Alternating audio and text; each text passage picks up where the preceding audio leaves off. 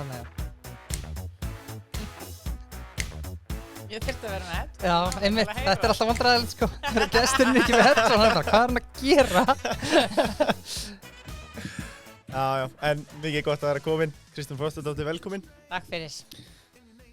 Já, áður við byrjum þáttinn á langar nú bara að þakka fyrst og fremst ritturunum okkar Já. á Jazz Dark fyrir sína þáttöku og... Þeir eru með nokkuð spurningar í kvöld á Kristrúnu. Já, það verður gaman að taka þær og svo vil ég að sjálfsögðu þakka Messanum. Hann er náttúrulega bara með besta fiskinn í heiminum í dag. Já, algjörlega. Og hvet alla til að kíkja niður og lækja gönduna.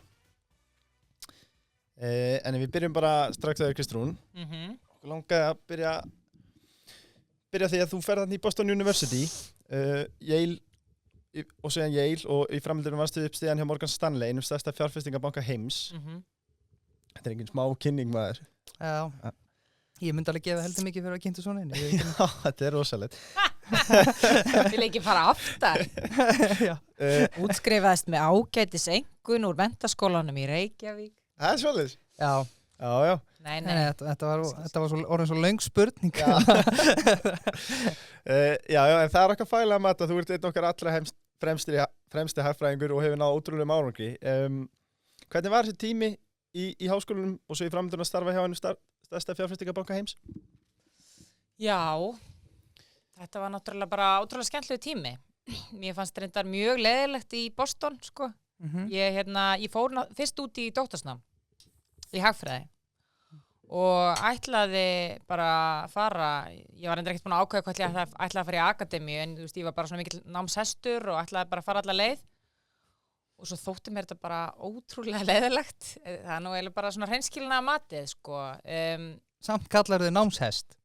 Já, ég var það og ég er það, en þetta var, sko, ég var náttúrulega kannski búin að færa mig yfir svolítið aðra braut í hagfræðin. Ég var að vinna í greiningadeildinni í Arion eftir ég útskrifaðist og þetta var svona 2011-12 rosalega mikið í gangi í efnahagslífinu heima og svona miklar pælingar og það var bara mjög sérstakt fyrir mig að koma inn í alveg ótrúlega fræðilegan heim og mikið af krökkun sem voru með mér í námi voru bara svona mjög ótengt bæði vistarlífinu og bara svona almennt efnahagslífinu. Mikið til voru þetta krakkar sem að höfðu svona bakgrunn í starffræði eða eðlisfræði og voru bara einhvern veginn að fara þarna inn á allt öðrum forsendum en ég. Og ég áttaði mig bara á því ég var komin út, sko, að mér langaði þess að gera allt annað við hagfræðina. Og ég hafði rosalega gott á því, ég fékk svona bara svona skell. Mér þótti þetta rosalega erfitt. Fluttirðu einangóð út eða? Nei, ég flutti með manninu mínum. Já, maðurinn minn fór í, sem sagt, hann fór í MBA-nám við Yale háskóla á sama tíma og ég var bara að horfa á hann og bara shit, ógeðslega gaman hjá honum í, þú veist, bara allt öðruvísi, svona meira svona professional umhverfi og var bara alveg að klepra, sko og ákvaði í rauninni bara að klára fyrsta árið í doktorsnáminu og fekk það master út af því. Partur að ég fór líka þessa leið var að, þú veist, ég átti bara ekki pening, sko. Nei. Og það er ógeðslega dýrt að fara til Bandaríkjanna í nám. Og ef þú kemst inn í doktorsnám, það er mjög erfitt að komast inn, en ef þú kemst inn, þá kemst ég alltaf á styrk. Og þá einhvern veginn kom ég með svolítið svona bakdæra megin inn. Svo tók ég með árspásu og var bara að vinna í Bandaríkjunum, verkefni hér heima á Íslandi. Á meðan maður minn var úti og sótti í Yale. En ég fór í meira svona, það kallast svona public policy nám. Það er meira svona, á íslensku myndi kannski kallast opinber stjórnsýsla sem að mér finnst þetta alveg hræðileg þýðing á því. Þetta er meira svona fólk sem er í svona hliðstæði við að vera í MBA en er kannski frekar eins og í Bandaríkjunum að vinna í Hvíta húsinu eða í Pentagon eða utanríkisráðuneytinu, þú veist, er í friðargæslu. Þannig að mikið af krökkunum sem voru með mér þegar ég endaði að fara í setningaránum minni í Yale, þau voru búin að vera í svona opinber þjónustu en í svona mjög svona spennandi, þú veist, störfum, þú veist, CIA og svona greiningu og þess að þar. Og þar var alveg ótrúlega skemmtilegt. Já. Þú veist, ég var í 20 manna bekk og við vorum öll, sko, með svona fókus bara á, ég er svona alþjóðlega þætti, ég var meira í svona efnahagsmálum og var líka svona sérhæfum í fjármálakrísum og þess að þar. en svo var ég líka með, þú veist, krakka sem voru með mér í bekk sem voru bara í, þú veist, svona developmental studies, meira fókusa á, þú veist, hvað að gerast í vanþróðurum ríkjum, aðrir sem voru, mikið krökkum sem voru með mér í bekk sem voru hernum, þau verið í West Point og svo í Afganistan og Írak og voru að fókusa á svona hið opinbera út frá því. Þannig ég kynntist alveg ótrúlega mikið áhugaður fólki sem hafi bara með svona allt annað bakgrunn en ég, en allir höfðu áhuga á það sem að ensku kallast bara public service, sem svona almannaþjónusta. Og það sem eiginlega svona fyndið, sko, að því að ég með svona fjármála bakgrunn, ég endaði að fara síðan til Morgan Stanley að vinna í greiningu þar og síðan svona þeir sem hafa eitthvað aðeins fylgst með mér heima þekkja mig og kviku og svona, en ég var miklu meira komin inn í svona, þú veist, almannaþjónustu vettvanginn og að mörguleiti það ekkert skrítið að ég hef endað í pólitík, sko. Nei. En fólk kannski sá ekkert þann vinkil á mig fyrst eftir ég komi heim, sko. Nei, algjörlega. Hvað finnst þið skemmtilegast að læra? Bara svona yfir höfuð eða það núti? Já, ef tökum það núti, var það þá? Sko, það sem að ég hafið mjög gaman af í seinni gráðunum minni var í rauninni bara svona praktísk nálgun af vandamál. Þú veist, það var mikið af fólki sem var að kenna okkur sem var bara að koma úr, þú veist, ákveðnum atvinnugreinum eða ákveðnum, þú veist, stofnunum sem var bara að koma inn með svona case studies, þú veist, hvernig þau hafa beitt ákveðnum fræðum og þekkingu á þeim stað. Og ég mjög hrifin af þannig nálgun, þú veist, maður þarf auðvitað að læra ákveðin grunn og ákveðin teóri til þess að geta tilenga sér hlutina, en ég hef alltaf haft mjög engin áhuga á þessum svona policy vinkli, sem í rauninni bara hvernig þú beitir ákveðnum, þú veist, kenningum og greiningum á vandamál. Ég hagfræðingur og ég hef mjög gaman af hagfræði, en ég hef gaman af hagfræði út frá svona félagsvísindalegu hliðinni. Þannig ertu hvort verður meiri rekstrar eða þjóðhagfræðingur? Þjóðhagfræðingur, klárlega. Já. Mér hefur alltaf þótt það miklu skemmtilegra. Og þú veist, að yfirfæra það á svona samfélagslega vandamál. Ég tók mikið af kursum til að mynda bara þú veist, Asíu, japanska hagkerfið, kínverska hagkerfið, hvernig bara svona hagstjórn er. Þannig ég tók rosalega mikið af hagstjórnarkursum.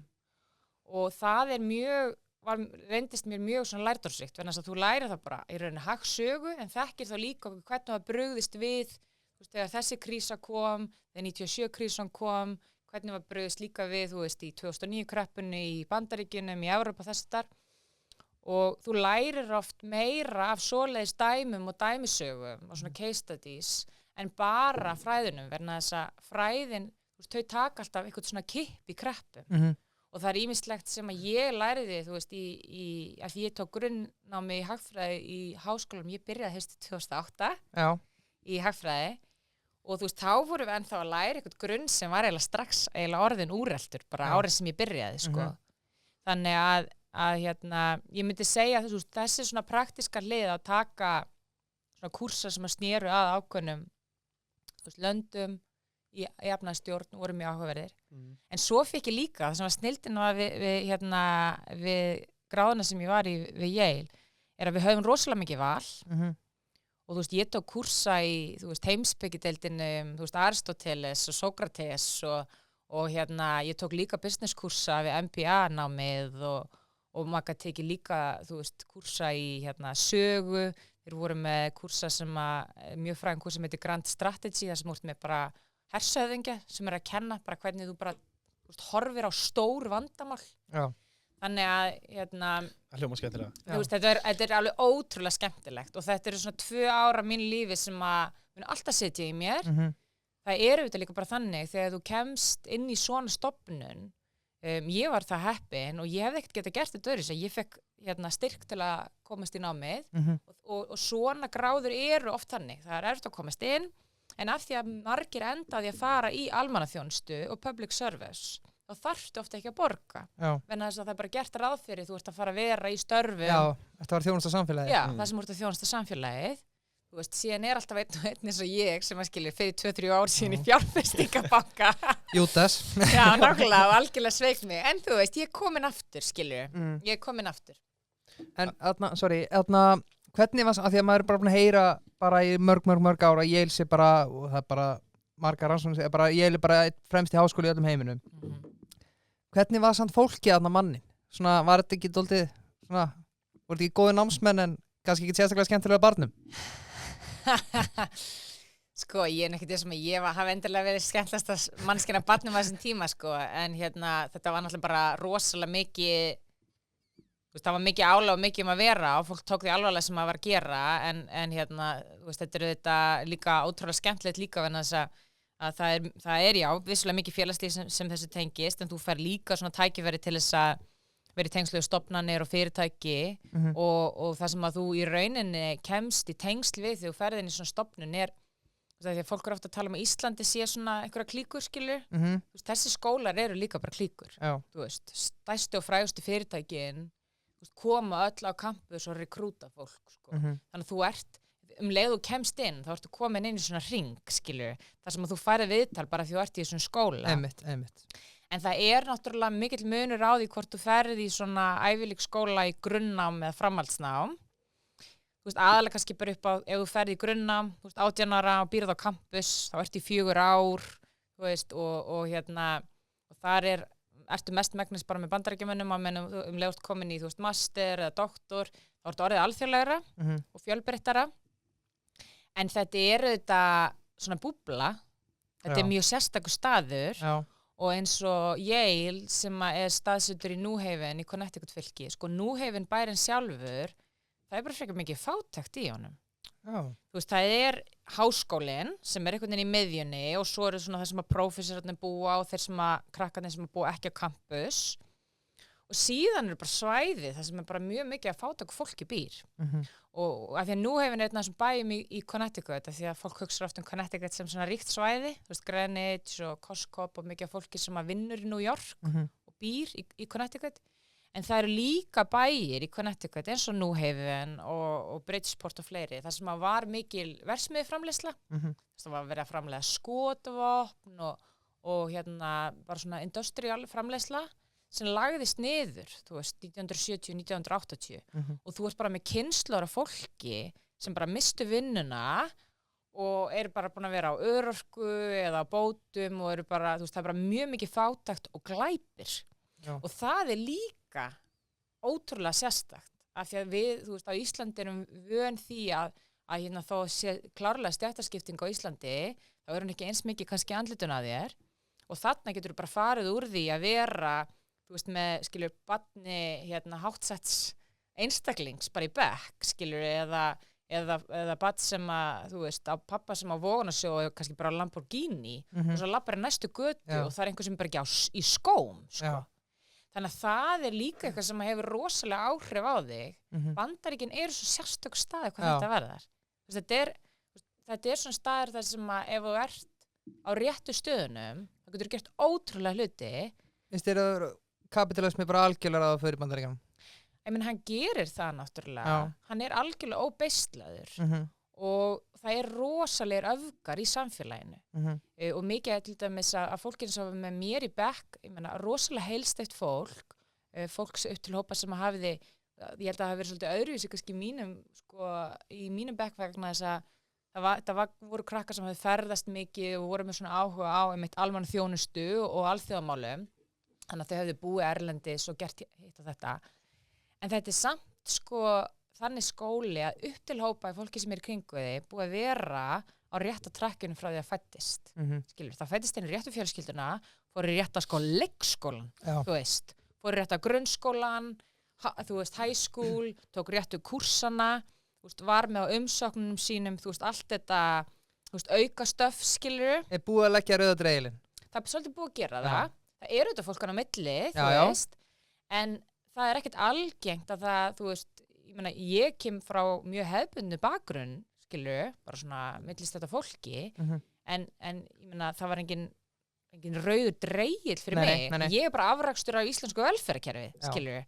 Þetta kerfi virkar allt öðruvísi í Bandaríkjunum og það er miklu minna fólki með svona mjög hefðbundin bakgrunn sem er í þessum skóla og þau sé alltaf svona inn á milli að reyna að bæta sig. Þannig að þú getur alveg lent í samtölum sem eru svolítið svona fyrst, algjörlega. En það líka rosalega reynsla. Fólk kannski ekki alveg taktir umveruleikan. Það fer þetta bara mjög eftir því, þú veist. Já. Ég myndi segja að það farir rosalega eftir því hvað deild þú varst og þess að ég held að það hafi verið einna skást það sem ég var af því að það var svona þannig fókus. En þetta hafði mjög mikil áhrif á mig og hafði mjög mikil áhrif á bara svona minn þangagang varðandi efnahagsmál og samfélagsmál og þess að þú færð þessar öfgar svo beint í æð og áttar þig á því að þú getur lent á svona tipping point í samfélögum þar sem að hlutirnir fari ranga átt sko. Og ég held að eiginlega óháð því hvar fólk stendur í pólitík á Íslandi þá sé allir sammála því að þú veist módeli sem rekið í Bandaríkjunum heilt yfir ekki eftirsóknarvert varðandi sko þessa skiptingu því það er svo rosalegar öfgar sko. Talandi þessar öfgar, þú ert veitandi yfir í Morgan Stanley í kjölfarið og mér finnst alltaf, þetta skemmtilegt orðalag hérna, if you can't be bothered to go to work on a Sunday, don't bother to come on Monday. Hver segir þetta? Er þetta slókan hjá Morgan Stanley eða? Nei, Saturday, if you don't come to work on Saturday. If you can't be bothered on Sunday, don't bother coming to work on Monday. En pælingin samt sko... Var þetta mentalityð? Já, ég meina það þannig. Það var þannig. Maðurinn minn var líka að vinna í fjármálageiranum. Hann var í svona meira aggressív vinnu en ég því hann var í investment banking í fyrirtækjaráðgjöf. Þú veist, greiningin, svona greiningadeildina research svona kannski aðeins skrefinu neður, þá mætti maður korter í 7 af því að markaðir í Bandaríkjunum opna klukkan 8 sko, ekki eitthvað klukkan 9:30 eins og Íslandi sem bara eitthvað grín eða miðlar á Íslandi, þá ertu bara í vinnin á milli 9 og hálf 4, þetta er bara eitthvað algjört djók. Djókstið. Þetta er djókstið. Sett ekki undir sér. En já, þar opna markaðir klukkan 8 og þannig ef þú ert í greiningu og þú veist, þá kom allar þú veist, allar markaðsfréttir skilur, þá koma þær, þú veist, fyrir 8 á morgnana sem þarf, þú veist, að vera með first take á. Þannig að þú mætir kortir 7 og kosturinn við að mæta kortir 7 að þú veist, að þá er 12-13 tíma vaktinni lokið klukkan 8, skilur. Já. Á meðan að þú veist, ef þú ert í fyrirtækjaráðgjöfinni þá ertu kannski að mæta 9 og ert til 12, þú veist, á hefðbundnum degi. Það er hefðbundin dagur. Það er hefðbundin dagur. En menn nýttu sér styttingu vinnuvikunar grimt þarna eða ekki? Já, þú veist, ég er ekki vissum, sko, þú veist, þetta er einmitt tímpunktur þar sem að, þú veist, allir óháð pólitík að vera þakkláttir fyrir verkalýðshreyfinguna í Íslandi, vegna þess að verkalýðshreyfinguna í Íslandi er ástæðan fyrir því að vera með 40 tíma vinnuviku heilt yfir hérna. Ég meina þetta er náttúrulega bara ekki, þetta þekkist náttúrulega ekki í mjög mörgum geirum í Bandaríkjunum, ekki bara í fjármálageiranum, fólk vinnur bara mjög mikið í Bandaríkjunum og það er bara mjög algengt, sko, meiri sér þó þú sért ekki í ykkur svona high-flying giggi eins og í fjármálageiranum að vera að vinna, þú veist, 60-70 tími viku. En það eru langi dagar, já, og sérstaklega ef þú ert, já, í rauninni eiginlega óháði hvort þú ert svona ungliði eða meira senior, sko. Mikið unnið, já, það er unnið helgar, skilur, en þú veist, þá er næs, skilur, að geta sofið aðeins út og mæti vinnuna hádegi, skilur, og vera farin klukkan 5 eða eitthvað. Er þetta í alvörunni svona? Já, þetta er svona, sko. Þetta er svakalegt. Fannst þér vera, þegar þú mættir inn í Morgan Stanley, fannst þér vera karllægstemming eða? Já, þú veist, já, það er það þetta. Það er það, ég pældi kannski ekkert mjög mikið í því. Ég meina, fjármálageirinn er mjög karllægur, hann er það á flestum stöðum. En þú veist, ég reyndar lenti aldrei í neinu svoleiðis í Bandaríkjunum, en Bandaríkjamenn eru líka rosalega, þú veist, hvað ég segja, þú veist, það er oft talað svolítið að Íslendingar séu, þú veist, svona næs og líbó, en það fylgir því líka að vera næs og líbó. Í Bandaríkjunum er allt bara super professional, sem að þýðir líka að, þú veist, samskiptu milli fólks eru super professional. Já. Fólk er ekki að fara út og hella í sig saman, skilur, þú veist, þú ert bara í vinnunni. Já. Og það getur stundum verið slæmt upp á það að þú ert ekki eins mikið svona buddy-buddy. Það er ekki þannig. Þú átt ekki drosa mikið af vinum í vinnunni. Þetta er bara samstarfsfélagi. Þetta er samstarfsfélagi. Og þú ert auðvitað með fólk sem kannski gekk í gegnum, þú veist, prógrami með þér, þú veist, þegar þú veist að koma fyrst inn og eru vinninni. En þetta er allt öðruvísi og ég hugsa, ég náttúrulega þekki það ekki sögulega sé, en það er ekki tilviljun, skilur. Það er náttúrulega líka búið að stilla því þannig upp svo að þú veist, að bara takmarka að koma upp ykkur svona árekstra, sko. En auðvitað þetta karlagt að því leitum leið og það hefði farið að reyna á eitthvað hjá mér, skilur. Ég var ekkert komið barn eða, þú veist, fjölskyldu eða neitt svona, skilur. Það allt öðru í þessu, ert bara eitthvað 25 ára og, þú veist, ert sveiglegur, sko. Já. En það að svo var ég aðeins á London-skrifstofan og það aðeins öðru í þessi stemning þar, sko. En þar fólk svona aðeins frjálslegra. Já. En þar þetta, þú veist, þegar þú ert að vinna hjá svona alþjóðlegu fyrirtæki í London, þá ertu ekki, þú veist, bara með Bretum, þá ertu með Evrópubúum, því að þetta höfuðstöður í Evrópu. Og menn í Bandaríkjunum voru eiginlega bara Bandaríkjumenn að vinna. Já. Og það heldur rosalega margir að ég væri bara, þú veist, með íslenskan bakgrunn eða eitthvað. Þú veist, það gerði enginn ráð fyrir að ég væri Íslendingur að vinna. Þannig að það allt öðruvísi svona samstarfskúltúr og þýldurum til, sko. Algjörlega. Já. Mér langar aðeins að venda hvað okkur í kross og ræða efnahagsstöðu heimsins. Þurfum við að hafa ágjör af þessu, við erum kannski að sjá 75 púnta, 100 púnta á morgun. Líkt að Evrópa og Bandaríkin séu á leiðin í jafnvel kreppuverðbólgu. Hvernig horfir þetta svona við þér? Var ekki að lesa viðtal við hann í Katrínu í peningastefnunefnd að við sem var að búa mikla verðbólgu bara næstu 10 árin. Og bara fólk sem skuldugt að bara kert á spil næstu 10 árin. Já,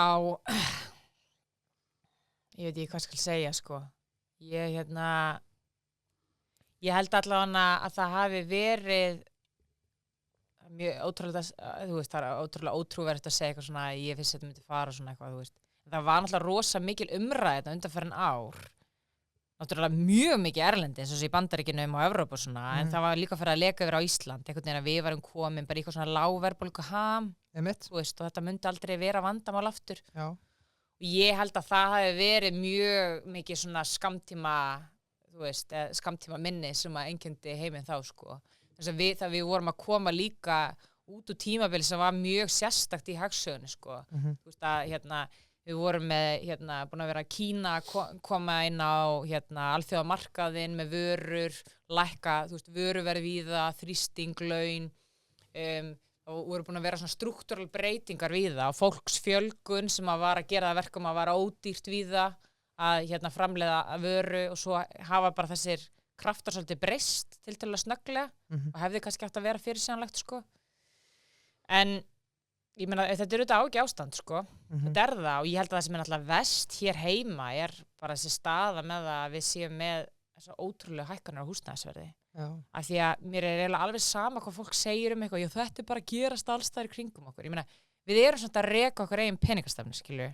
Við erum að ríghalda í okkar eigin mynt til þess meðal annars að geta verið, þú veist, með þessa hluti under control og síðan þá getur ekki alltaf verið að vitna bara til stöðunar erlendis, skilju. En gæti ekki gerst núna að þetta gerist bara eins og eftir hrun að það er verið að byggja endalaust núna. Þú veist, það er að fara að koma svo mikið íbúðum markaðinn. Endar þetta ekki bara eins og eftir hrun sem maður keyra einhverja rúnd og það er bara tómar íbúður út allt?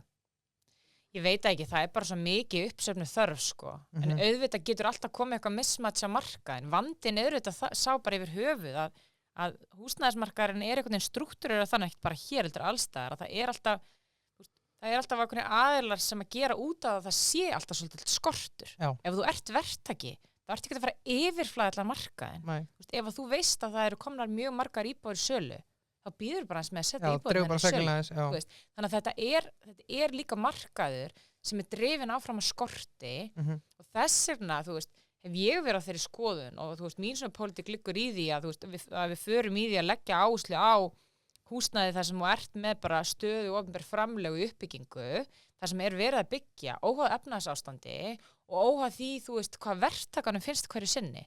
Verðan þess að bankar, þeir eru þetta að taka ákvörðun lánveitingu, bara byggt á arðsemi. Þetta eru bara einkafyrirtæki. Ég meina, fólk á ekki, það er bara eins og hlutirnir eru, þú veist. Það er bara að vera aðtöð, ok, getum við grætt á þessu núna eða ekki og þeir eru pro-cyclical, þeir vinna alltaf með hagsveiflunni. Þannig að ef það kemur eitthvað eins og gerist í COVID, þeir vera hræddir, þá dragaði seglinn saman í byggingu. Þráttur að sé alveg jafn mikið af fólki á Íslandi sem þarf íbúðir. Fólksfjölgun, hún var ekkert að breytast mikið á þessu tímabili, ef eitthvað var hann að aukast. Þannig að þarna ertu með svona samfélagslegan part, skilur, sem er bara fólk sem þarf að búa einhver staðar, skilur, og kaupa sér íbúð og á að vera svona tiltölulega fyrirsjáanlegt, þó að sé alltaf svolítið erfitt á Íslandi því að við erum meira náttúrulega, þú veist, svona svolítið hreyfanlegt vinnuafl sem kemur inn og þarf húsnæði. En síðan ertu með fjárveitingu sem að stýrist eiginlega 100% af einhvergeranum, fjármálageranum, sem að þau ákveða bara að lána eftir hvað hentar þeim hverju sinni. Og það er náttúrulega eitthvað off þar, sko. Já. Og þannig að það þarf auðvitað að eitthvað að eiga við þann hluta markaðarins og mér finnst það allavega algjörlega ósættarlegt að sérstaklega í ljósi þess að við erum búin að hafa svona mikið fyrir því að halda í okkar eigin mynt og vera þá með innlenda bank og eitthvað svo leiðis.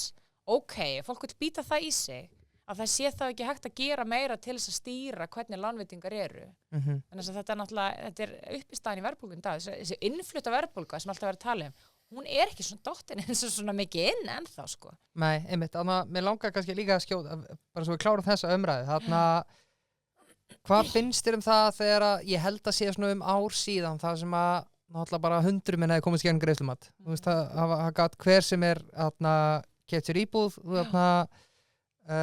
eftir á að hyggja var, þú veist, Ásgeir Jónsson segir viðtalið fyrir svona ári síðan, þetta er lágvaxtaumhverfi, þetta verður kannski ekki alltaf svona, en við stefnum á þetta verður alltaf svona. Það segist að hann ætlar að reyna að stjórna þessu þannig að þetta verði lágvaxtaumhverfi í Íslandi.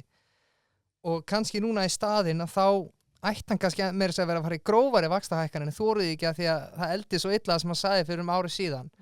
Þú veist, hvernig endar þetta? Þú veist, ég líka bara, það sem ég hef svo miklar áhyggjur af er bara þarna fólk sem bara með óveitrygt lán og breytilegum vöxtum, þú veist, þetta fólk er bara að fara að missa húsnæði bara næsta árum, þetta heldur svona áfram. Ég hef verið náttúrulega mjög vókal og var það á síðustu 2 árum varðandi þessar vaxtalækkanir. Það var voða vinsælt að vera bara eitthvað Kristrún er að móti vaxtalækkunum. Ég var bara að vekja athygli á því að það eru aðra leiðir til að örva hagkerfið en að fara bara eitthvað eitt tól, láta það falla og telja fólki trú að þetta sé komið til að vera. Af því að það var líka sem að heyrðist bæði mitt í Seðlabankanum, en það var líka talað rosa mikið í pólitíkinni, eitthvað svona, sjáðu við erum bara að halda svo vel á spöðun og þess vegna eru, þú veist, 0,75% vextir hérna. Ok, nei, skilju, þó við viljum stefna því að vera ríki sem er með heilbrigt vaxtastig, þá er 0,75% ekki heilbrigt vaxtastig. Og það er bara mjög óeðlilegt að vera að senda þau skilaboð að það eina sem er þetta að gera í húsnæðismálum fyrir fólk er að lækka vextinir í kreppuvexti. Þú veist, punkturinn á þetta að vera að uppafsfjárfestingin sé ekki svo dýr að þú þurfir 0,75% stýrivexti til þess að hafa efna því. Þannig að það var það sem að ég var svo ósátt við í COVID, að það væri þessi mikla áhersla á að beita vaxtatækinu til þess að hafa áhrif á til að mynda fyrirtæki sem voru bara í stoppi, þau máttu ekki veita þjónustu og voru ekkert að fá lána þegar bankarnir vildi ekki lána þeim, þannig að það skipti eiginlega engu máli vextum myndir lækka og vitandi hvernig bankar reka sig og hvað var að gerast í COVID, þetta myndi allt farin á húsnæðismarkaðinn. Og hinn hefðbundi einstaklingur, eðlumálsins samkvæmt, er ekkert að hugsa alltaf stóra myndina, þekkir ekki hagsöguna. Það er með stjórnmálamenn og seðlabankastjóra að segja við þá, herðu, nú eru bara vextir hérna, þú getur bara fengið 3% vexti á húsnæðisláni þetta og þetta er bara komið til að vera og farið óvertryggt. Þú reiknar greiðsluflæði til 40 ára, bara ég er aðalveg við þetta. Já, og það var líka annað. Þú veist, maður veit til þess að bankarnir voru á þessum tímabili einmitt að setja fólki gegnum greiðslumat á bara lægstu mögulegu vöxtum. Just sérstaklega einmitt vitandi það að þú ert með 25 ára prófíl, 30 ára prófíl, skilu, og fólk gerir sér ekki grein fyrir því að þessi lágu vextir, þetta var bara svona algjörst absúrt ástand á markanum. Þannig að það eru auðvitað einhverjir sem komist inn á þeim forsendum og ég meina fullt af fólki ræður alveg við eitthvað hækkun, en það sem að mér finnst oft vant í þá umræða, því ég hef nú aðeins tekið þetta debatt við fjármálaráðherra í ræðustól og þá kemur alltaf eitthvað, það er engin vanskil. Vanskil hafi verið þau lægstu í langan tíma. Sko, ef að vanskil eru mælikvarðaði hversu vel gengur, þá ertu komin á eitthvað mjög skrítinn stað, því að það síðasta sem fólk gerir er að hætta að greiða húsnæðinu sínu. Þú getur verið komið í bullandi vandræði, En þú lendur, það að lenda á vanskilaskráta húsnæði, það getur haft áhrif á bara lánshæfið þitt í mjög langan tíma. Já, algjörlega, og ef það eitthvað sem fólk ekki tilbúið að fórna að láta setja á hakanum, þá það að láta draga sig úr ein húsnæði, sko. Þetta það sem fólk myndi frekar láta svelta sig bara í marga daga, Það nefnilega máli. Þannig að þú veist, vanskilar hlutvöll eru ekki mælikvarði á fjárhagslega neyð fólks. Það gefur augaleið að þú ert með stóran hóp innan ákveðin spil, svo ert ekki eitthvað með alla Íslendinga, þetta fyrir alltaf í eitthvað svona, þið alltaf að tala allt sér slæmt, nei, ég ekki að tala allt sér slæmt, ég bara að tala að það hópur af fólki hérna, annars fólk sem hérna á lægri tekjum og máfi minnu og síðan hins vegar bara ungt fólk sem að taka fyrsta lánin sitt mjög hátt, þú veist, maður að heyra því að fólk að skuldsetja sig 60 milljónir fyrir fyrstu íbúð, þú veist, og ef þú ert með 60 milljón króna lán, þá þarftu rosalega litlar breytingar til þess að hafa áhrif á greiðsluflæðið þitt og fólk sem nýskrið út úr háskóla eða kannski fyrstu vinnu sinni, það ekkert á rosalega háu launum. Þó að það kannski myndi ekkert skilgreina sig sem eitthvað svona fólk sem að þarf á félagslegu húsnæði halda. Það fólk í viðkvæmum stöðu hvað þetta varðar og það eru margir sem standa frammi fyrir mjög breyttri greiðslubyrði núna.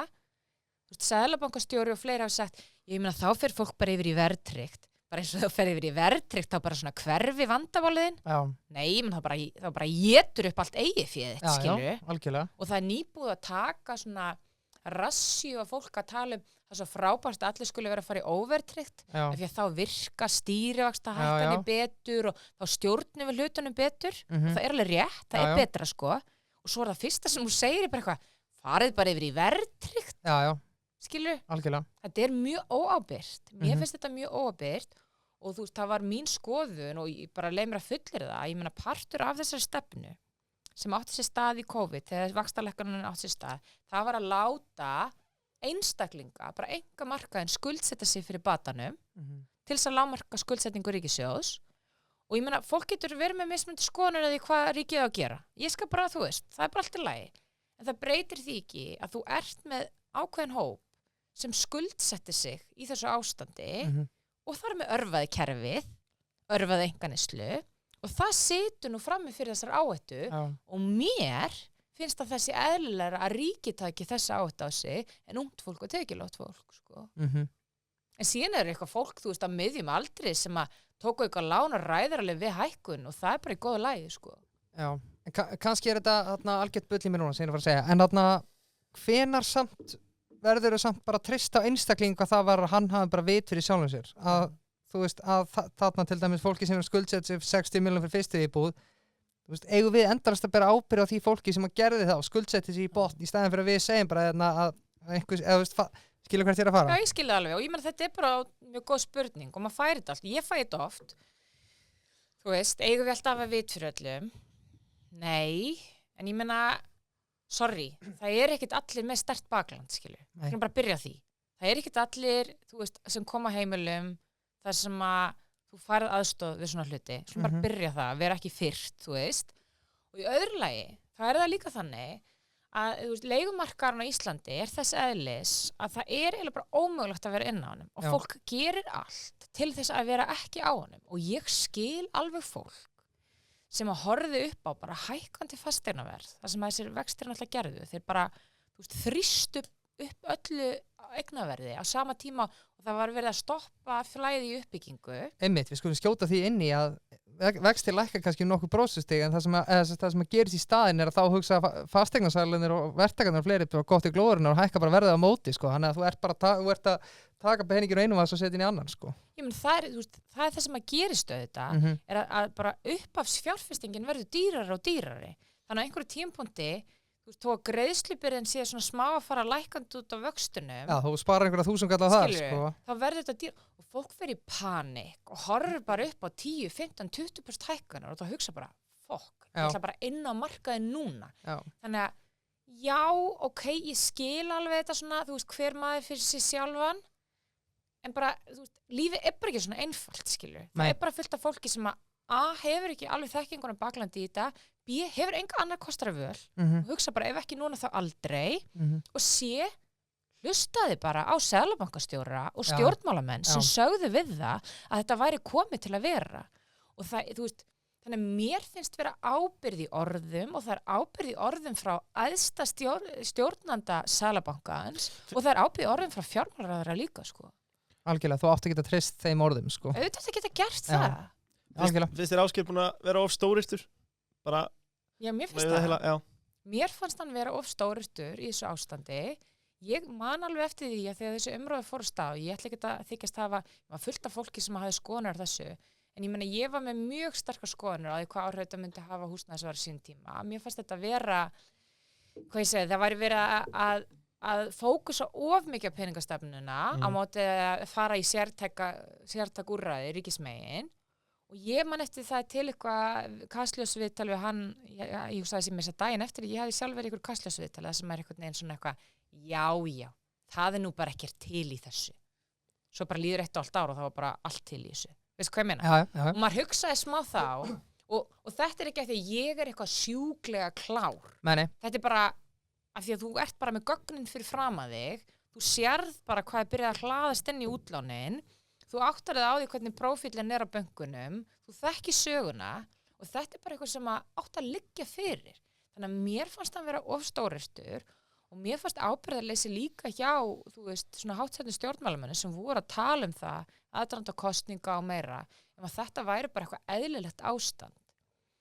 Og já, þannig að þú veist, maður þarf auðvitað bara, hvað ég segja, ég held að hafi verið rosalega margir sem voru í þessu stöðu sem voru að vonast til þess að núna loksins er Ísland svona venjulegt land sem getur bara lækkað vexti og gert hlutina aðlilegum hætti, skilju.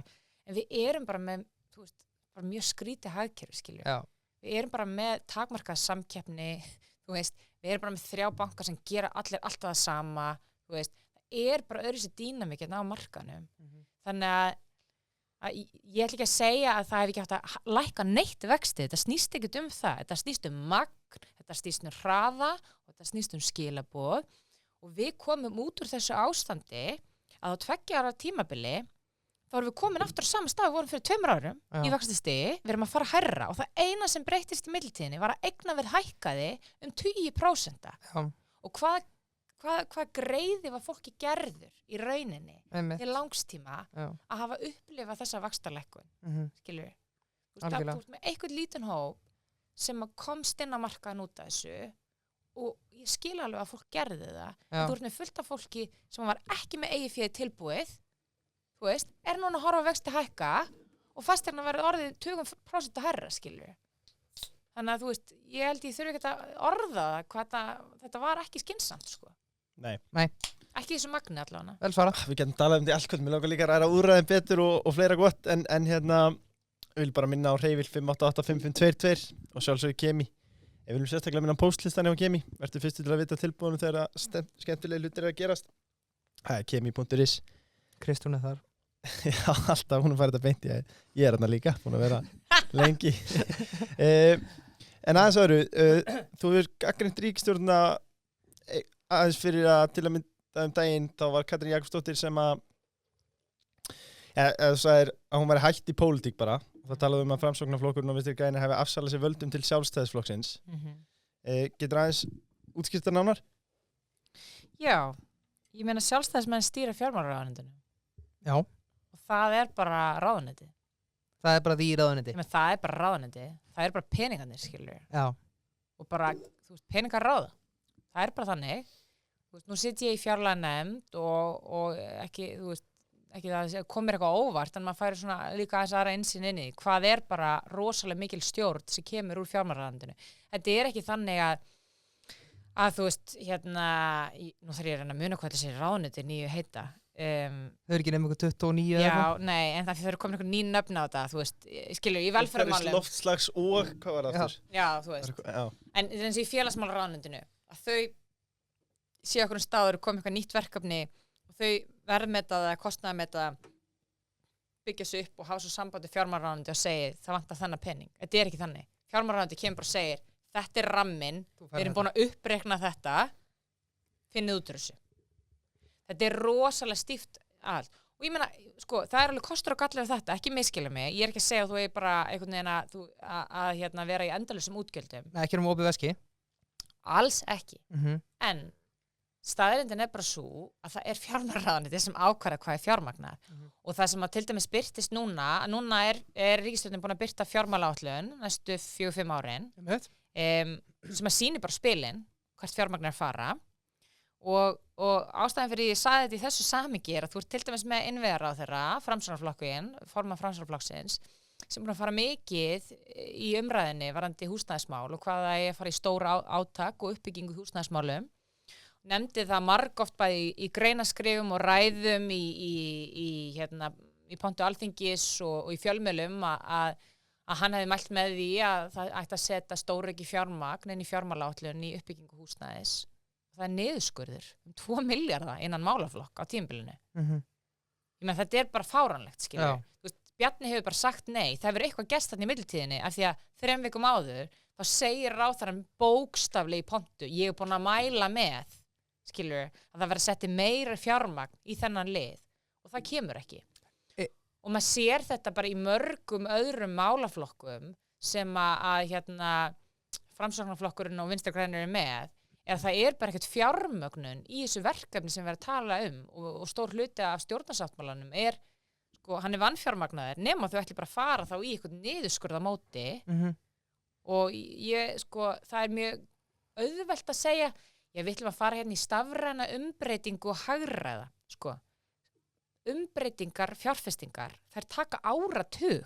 Þú getur ekki sagt bara eitthvað, við ætlum að fara í projekt á þessu tímabili og sama tíma kemur hagkvæmnin inn og þú veist. Já, sama dag. Nei, það virkar ekki þannig.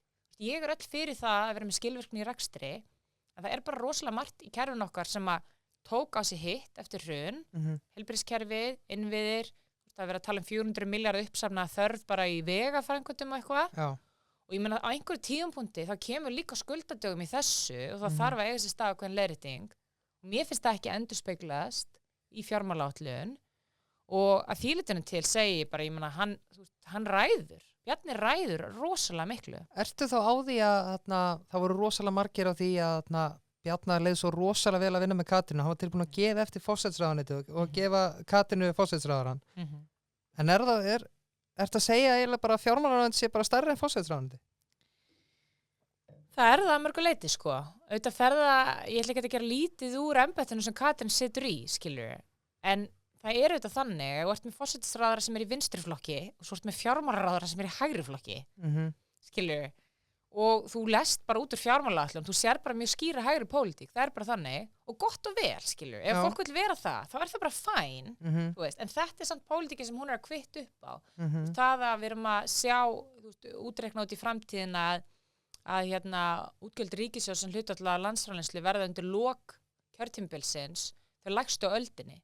Og það alveg eitthvað fólk sem bara súper ánægt með það, skilur. En ég meina, Katrín ánægt með það? Endurspeglar það hennar félagshyggju pólitík? Sko, Þorgerður Katrín, sem góð vinkona þáttarins. Rétt. Hún segir að, ég ræddi aðeins við hana þetta og hún sagði, hvernig getur þetta komið henni óvart? Þetta eru framsóknarflokkarnir 3 pluss miðflokkurinn. Þetta sé bara einn og sami flokkurinn. Já. En þú veist, ég veit það ekki. Kannski fólk sem er búin að vera lengi í pólitík einhvern veginn bara og gefa sér að, þú veist, allir bara afsali sér hugsunum sínum leiði fá embætti, þú veist. Já, það sé bara... Ég kannski ekki enda orðið svo dauða innan, skilur. Þú veist, það sem að mér finnst óþægild við stöðuna sem Katrín í, ég meina hún í flokki sem að, þú veist, á að vera vinstri sinnar flokkur sem ég í, skilur. Ég þú veist, krati. Já. Þú veist, ég vil vera í breiðfylkingar, þú veist, sósíaldemókratískum flokki þar sem ert með fólk frá miðju til vinstri og það að rúmast innan þess og VG á að vera vinstra með við það. Já. En þú ert með einstakling þar sem ekkert að beita sér fyrir, þú veist, svona félagshyggju forsendum í efnahagsmálum og sem manneski sem hef mikinn áhuga og þekkingu á efnahagsmálum, þá finnst mér frústrerandi að þessi stöðugt við að senda þessi skilaboð fólk sem að sé svona félagslega þengjandi, það bara hafi ekkert input í efnahagsmálumræðina. Og mér finnst hún vera þannig. Hún tekur bara punkta frá Bjarna Benediktssyni, sem bara fæn ef þú ert í sjálfstæðisflokknum, en hún hefur enga sjálfstæða skoðun á efnahagsmálum og fjármálum og mér finnst það ekki gott fyrir svona ásýnd félagshyggjuflokka vegna þess að mér finnst skipta máli að þegar flokkur eins og ég í fyrir ríkisstjórn að þá fyrir við í vegna þess að við erum að fókusa á lífskjaramál, húsnæðismál, velferðarmál, svona stór grunn kjarnamál og getum sýnt að þessi hægt að reka okkar pólitík með ábyrgum hætti að það borgi sig að fjárfesta í kerfinum af því að þá einhverju virkni og allt þetta en þegar þú ert bara farin að skila auðu í þessu og ert ekki einsunni það er ekkert sem bendir til þess að hún sé að hafa neina skoðun á því hvernig ríkissjóður rekin með við pólitíkina sem endurspeglast þarna þannig að mér finnst það að vera ákveðin uppgi og ég get alveg bara leyft mér að vera svona gagnrýnin á þetta vegna þess að núna eru þið búin að vera þannig í að vera 5 ár. Við erum með fjármálaáætlun sem sýnir hvernig staðan verður út kjörtímabilið, þú veist, og það er bara ekki verið að fjármagna stóra málaflokka. Og ég get ekki ímyndað mér að það sé eins og hún myndi vilja sjá þetta ef hún hefði einhverja skoðun á þessu sjálf. Þannig að Bjarni bara kóngurinn það. Sýnist það? Ég meina sjáu bara núna Íslandsbankamálið. Förum bara í það. Já. Áður við förum í saumana því Áður við fáum að kveikja fullkomlegin í hérna þá langar við að spyrja þig bara verður ekki að gefa Bjarnabend það hann kom vel fyrir á fundi með stjórnskipunar og eftirlitsnefndin í senustu viku og náðu að svara spurningum ágætlega. Það var fjárlaganefndi, já. Já, fannst ykkur hann koma vel fyrir? Mér fannst þetta að vera ég gefi þessu 9-5. Já. Ég er ekki búin að horfa á upptökuna sko. Nei, ég mæli með. Þannig að þú veist, ég var bara þarna. Já, okay. Þannig að ég kannski var ekki droslega mikið að pæla í því, þú veist, hvernig hann var að koma út sko. En já, ég maður sem vilja meina hann sé býsna sleipur. En það var nú líka ýmsar upplýsingar sem komum fram á þessu fundi og ég ætla nú bara að fara að plugga grein sem ég birti í gær. Okay. Já, á mánudaginn. Það sem að ég fer svolítið yfir hvað kom fram á þessum fundi. Þannig að það er ýmislegt sem að hann staðfesti og staðfesti ekki sem að mér finnst ekki droslega smúð sko. Allavega hann endurspeglar ákveðnar áherslu leysi í þessu ferli sko. En já, ég getur vel verið að hann hafi litið ákveðlega út þegar hann svaraði spurningunum, ég veit það ekki. Nei, já, við vorum nokkuð spurningar á hann að varandi þetta. Já, bara einfalt. Er þetta á hann að segja af sér, reynilega? Þú veist, ég finnst þessi afsagnarspurning, skilju, það er auðvitað hans og bara þeirra ákvæða þetta. Það skiptir ekki máli hvað ég við í stjórnarandstöðu segjum það oft, skilju. Það mun ekki hafa neinn áhrif. Nei. En mér finnst alvarleiki málsins vera slíkur að þetta er afsagnarsök. Ég skil alveg það sjónarmið að fólk vilji komast í niðurstöðu í einhverja rannsókn. Á hann að víkja tímabundi þá, já. Er hægt að, segðu mér eitt, að þú fróðar við hérna til samans, væri hægt að bara afturkalla allavega þennan hluta af sölunni? Eða er það... Ég bara veit það ekki. Þetta fólk er eitthvað með að tala um að rifta þessu. Ég hef ekki hugmynd um það. Það er bara hreinskilja svarið. Ég átta mig ekki á því hvernig það myndi virka. Sammála þín nefnilega? Bara þegar ekki margir sem pæli í því, skilur. Okkur er ekki bara strókað út? Já, ég bara veit það ekki. En sko það er einmitt punkturinn strákar að fjármála því þeir eru að tala um afsagnarsök og eitthvað svona sko.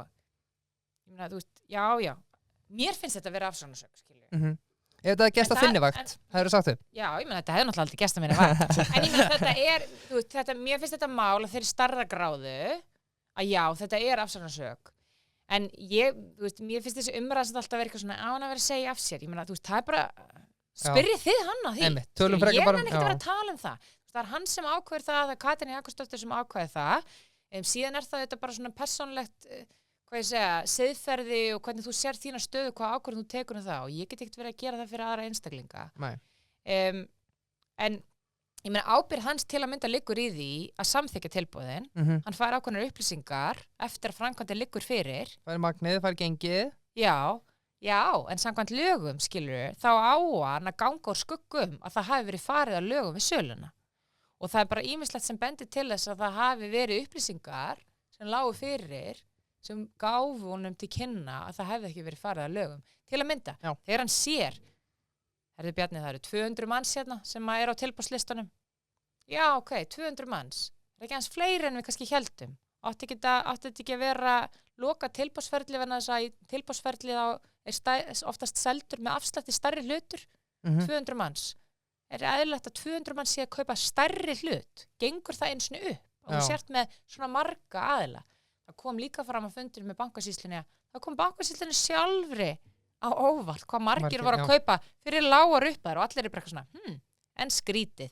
Og það er engin röksendafæsla sem fylgir í kjálfarið, ok, hefur eitthvað farið úrskeiðis, er að koma einhver tilboð, ég get þrætt mig gegnum þessa grein síðan með, ég hvet fólk bara til að lesa þetta, af því hún er, svo ég segi sjálf frá, bara mjög yfir og málumlega úttekt af þessu máli, en fólk þarf bara að muna í þessu ferli að Íslandsbankasalan er ekki bara sala á einhverju fyrirtæki, það gilda lög um þetta. Það eru lög sölu eignarhluta ríkisins í fjármálafyrirtækjum og þau eru skýr og þau voru samin með ákveðnum tilgangi eftir að rannsóknarskýrslan kom út til þess að tryggja ákveðna sáttum þessu sölu og þar er vitnað til að mynda til þess að það sé gagnsæi og jafnræði í ferlinu. Já.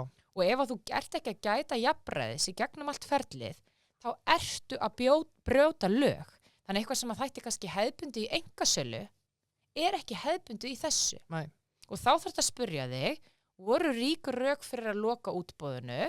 Voru þau virt? Við þarf þetta að brjóta jafnræði. Já. Var jafnræði gætt þegar fólk var hleypt af fjárfestingunni? Af því nú er það þannig að tala um allir hæfir fjárfestar hafi mátt taka þátt. Já. Það er ekki þannig. Nei. Þú varst að vera í viðskiptum hjá einum af þessum 5 söluráðgjöfum til að geta tekið þátt. Ef þú varst til að mynda hjá Arionbanka, af því að þeir voru ekki söluráðgjafi, þá gastu ekki tekið þátt í útboðinu. Þannig að aðgangurinn strax er orðið vandamál. Einmitt. Og síðan eru líka upplýsingar og þetta fekst allt staðfest á fundinum, að 2 tilboðum hafi verið hafnað af því að erlendur ráðgjafurinn sagði við heldum að þessir aðalar séu ekki heppilegir því þeir eru of kveikir. Já. Var ekki hægt að setja einhver höft þannig að fólk bara gæti ekki selt strax en þá myndi það kannski bara búið til framverkarsamling í staðinn? Já, ég held að... Nei, það hefði verið víst hægt að gera fullt. Var það ekki gert í fyrsta? Umræðan er rosalega mikið eitthvað svona Kristrún, þú sagðir ekki neitt þessi höft eða akkur segir nefndin ekki neitt þessi höft. Það er fjármálaráðherra sem að lokum ákvarðar tilmælin sem fara til bankasýslunar til að tryggja að framkvæmdin sé samkvæmt lögum. Og ef að þú horfir á mengið og hugsa bara, herðu, við ætlum að tryggja hagkvæmni og hæsta verð, hvernig pössum við upp á það, jafnræði sig gætt, hvernig pössum við upp á það að við lendum ekki í því að við séum með sömu sem geta tekið þátt en ekki aðrir, hvernig pössum við upp á það að ef við ætlum að hafna öllum sem eru of kvikir, að því við viljum langtíma fjárfesta, að það verði öllum sem eru kvikir þá hafnað, skilur. Þú þarft að vera með þessi skilyrði til staðar og núna er verið að bera fyrir sig eitthvað svona, þið lögðu bara ekki til neinn skilyrði. Ég meina fjármálaráðherra ber ábyrgð á því með sína 10 ráðgjafa í fjármálaráðuneytinu, skilurðu, og bankasýsluna þar í samvinnu að fyrir útboðið hugsa, ok, hvað getur gerst, þetta eru verklagsreglurnar, við tekum í þessu box, að því mér finnst umræðan verið að koma svolítið á þann stað að það sé bara eitthvað svona Pétur út í bæ sem hefði mitt að segja bara, hvernig hefði ég nú gert þetta? Já. Nei, þú ert með sérfræðinga í vinnu sem eru á háum launum, við það, bara alveg eins og í hverju annari vinnu, vera með eitthvað verklag sem tryggir ákveðna útkomu og það verklag virðist ekki að vera til staðar. Þannig að þetta snýst í rauninni bara að lögum hafi verið fylgt í því samhengi. Síðan er fólk að þetta líka hugsa að því hver lagalega staðan er. Bara hvernig þetta var siðferðilega sjónarmið. Lögin voru sett til þess að auka traust á sölunni. Já. Og ef 83% landsmanna er ósátt, þá gerðist eitthvað, skilur. Það fór eitthvað úrskeiðis, skilur. Algjörlega. Þá augljóslega fór eitthvað úrskeiðis, sko. Hvað finnst þér að til dæmis einn af megin þráðunum í þessu öll saman er bara það að sem sagt basically að Bjarni hafi verið að selja bréfin á afslætti til fjölskylduna sinnar, til dæmis pappa síns. Er það ekki dálítið rætin umræða? Mér finnst maður bara ekkert þurfa að fara þarna til þess að finna vandamál í sem sölu. Akkurat, ég meina, þú veist, sammála því, sko. En auðvitað þarf að velta fyrir sér, talandi um verklag og vinnurlag. Akkur er enginn búin að flagga þessu neinstaðar, skilju. Já. Ég meina, tökum sem dæmi, þegar ég fór á þing, þá fekk ég byrja fjölskyldumæli mínir að fá bréf frá Kredit-Info að þeir séu komin í áhættuhóp af því þeir eru með stjórnmálaleg tengsl. 2 ára dóttir mín fekk svona bréf, skilur. Ég hef heyrt ýmsa hlutum hana þetta. Þannig að punkturinn minn er þessi, það er bara fullt af fólki sem eru bara rauð flögg í kerfinum, skilur. Þú veist, ef einhver hefur tengsli mig, bara opna bankareikning einhver staðar, skilur. Ef hún mun einhver tíma opna bankareikning, ef ég myndi reyna einhver, skilur, þá er hún flagg í kerfinu. Af hverju er þetta ekki flagg einhver staðar? Og þá er ég ekkert endilega að Þú selja ríkiseign. Þá þarf ég ekki eins og að fara í eitthvað svona var Bjarni viljandi að selja pappa sínum. Ég nenni ekki svona að fara þangað, skilur. Ég bara, minnst maður ekkert þurfa að fara þangað. Hvernig getur þetta bara gerst? Ef að hugmyndin er svo og lögin er þannig, þú ert að selja ríkiseign, og minnst oft gleymast í þessari umræði, skilur, þetta er bara ekki einkaeign, þetta er ríkiseign. Að það sé eitthvað verklagsferli sem flaggar því að áður en hann kvittar upp á, þá sé hann mögulega vanhæfur af því hann er að kvitta upp á sölu til föðusins. En einmitt, frábær spurning á kemur þetta, semast, og hver er aðal munurinn á bara þessu útboði og bara útboði bara hjá einhverju einkafyrirtæki? Þú veist, hvað er það sem að þarf að passa sérstaklega miða við bara þeirra Síldarvinnslan fór Icelandair eða hvernig það er? Nefna aðal munurinn er sá sem ég var að nefna þetta áðan er það gilda lög þetta. Þú veist, fólk verðist vera að gleyma því. Það er lög. Þannig að ef þú ert ekki að virða þessi lög þá er það lögbrot. Að gilda sérstök lög þar sem þú þarft að virða ákveðin sjónamið sem að gilda ekkert í einkaviðskiptum. Ef þú ert að fara í tilboðsleið með einkafyrirtæki þá þarftu auðvitað að fylgja reglum skilur á fjármálamarkaði en það er ekki eins ríka reglur jafnræði og hvaða kaupendur þú velur inn í svona ferli. Það er allt öðruvísi. Algjörlega. Já, eins og með gagnsæði, það var klárlega náttúrulega ekki nóg mikið gagnsæði, en jafnræði, hversu skýr eru þessi lögum og eins og þú talar erum við að fara bara beint á skjön við lögin með því að bjóða þetta út svona, til svona, á svona fáramanna hendur? Sko, er þetta beint lögbrot bara? Sko, ég held að sé allan sterkar vísbendingar að sé lögbrot. Hvað kom fram í dag frá fjármálaráðuneytinu? Já, það var eitthvað varandi útboð á samningum eitthvað svo leis. Ok. En sko, ég meina við getum til dæmis tekið það. Já, þar kom fram að... Ekki það sérstaka case, en til dæmis svo staðirinn, því við vorum að tala jafnræði og aðgengi, að þú varst að vera í viðskiptum við einn af þessum 5 söluráðgjöfum til þess að geta, bara bókstaflega geta sett inn tilboð. Vegna þess að þetta gerist svo hratt, það er bara tilkynnt umuttaklingan bara 16:11 á miðvikudegi eða þriðjudegi svo leis. Og glugginn er bara mjög þröngur og þú hefur ekki tíma til að setja þið upp í viðskiptum einhvers annar staðar. Þannig að þú ert að fara í gegnum ferli og það er bara flókið, það þarf að votta þig og alls konar. Og það þýðir að þessir 5 aðilar sem voru valdir sem söluráðgjafar, þeir höfðu bara rosalega mikið vald, þannig að það var verið að kaupa síðan á þeirra kúnnalista. Ef það hefði verið farin svo leið og þau skilyrði verið sett af fjármálaráðherra til að tryggja að salan yrði þú veist, hvað ég segja, traustinsverð eða fólk upplifði eins og það væri kannski minna fúsk, að þú hefði bara hleypt stofnanafjárfestum að. Þú hefði bara hleypt að, þú veist, lífeyrissjóðum, tryggingafélögum, stórum hlutabréfasjóðum og svo leiðis. Svona aðilar, þeir eru svo stórir, þeir eru settur upp í viðskiptum hjá öllum, skilur. Þannig að það hefði eiginlega ekki skipt máli þó það hefði mögulega bara verið með 2 söluráðgjafa. Ef þú hefði bara verið með Landsbankann eða eitthvað, þá hefði þeir bara allir geta komist að.